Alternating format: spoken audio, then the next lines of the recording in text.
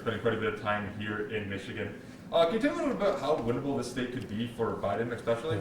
So Michigan is absolutely vital. It's a crucial swing state, and I think it's a place that really captures a lot of the most important issues at stake in this election.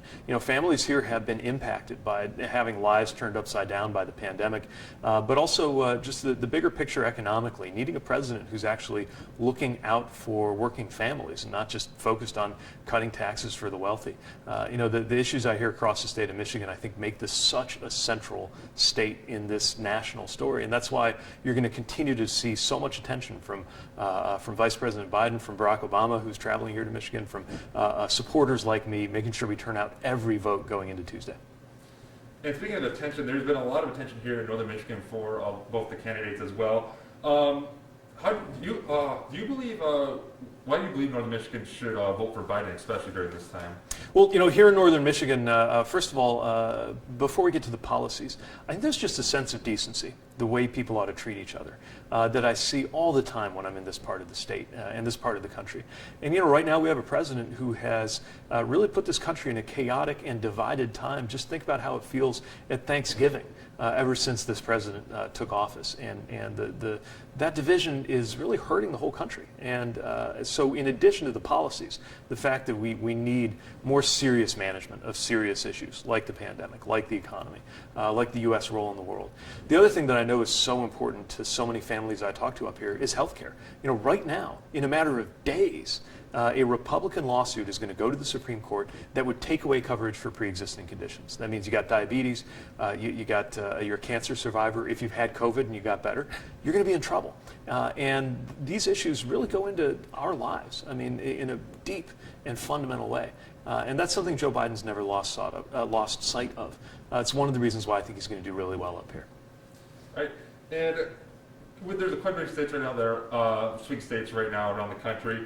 What states will decide the election, in your opinion, and what do you think it'll come down to in those states? Well, all eyes are going to be on Michigan. A lot of the states here in this part of the country, and I'm from northern Indiana, which isn't so different, really have changed their minds. It's a lot of people who think for themselves. They don't vote for the party. They vote for the person. And it's one of the reasons we've seen so many Republicans and independents switching over this year and saying vote for Joe Biden. So I'm going to be looking in these Midwestern states for those voters who maybe don't vote every time for the same party, maybe don't vote every time at all, but are coming out of the woodwork right now saying, all right, enough is enough. Let's have a steady hand. Let's build back better, as Joe Biden likes to say, and get this country headed in the right direction before it's too late. All right. And how long do you think it's going to take for us to know who's going to become the president here on Election Day? Well, what I can tell you is the more folks take advantage of the opportunity to vote early, the more we're going to know that we don't have to be calling and chasing people, in the volunteer operations. But it could be a while. It may not happen on Election Day, and it's very important for the public to understand. That's not a sign of something going wrong. That's a sign of a close election and people carefully doing their jobs with integrity to make sure every vote gets counted. So don't listen to somebody who is trying to undercut the election just because they think they might lose it.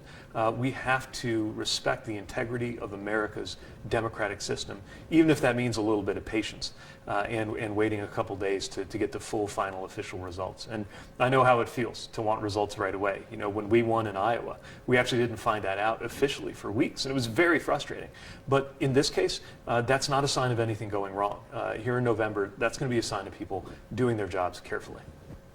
All right, that's all the questions I have to ask. Anything else you'd like to add on or anything I forgot? Definitely encourage voters to go to iwillvote.com/MI for Michigan. You can get really good information there about how to find your polling place, checking on your registration, that kind of thing. And if you're still on the fence about whether to vote, know just how important those votes are going to be here in Michigan. It could literally decide the future of the country. And we have a chance to have a much better future. But we can't go on like this with the chaos and the division. We're not better off than we were 4 years ago, and it's time for a change.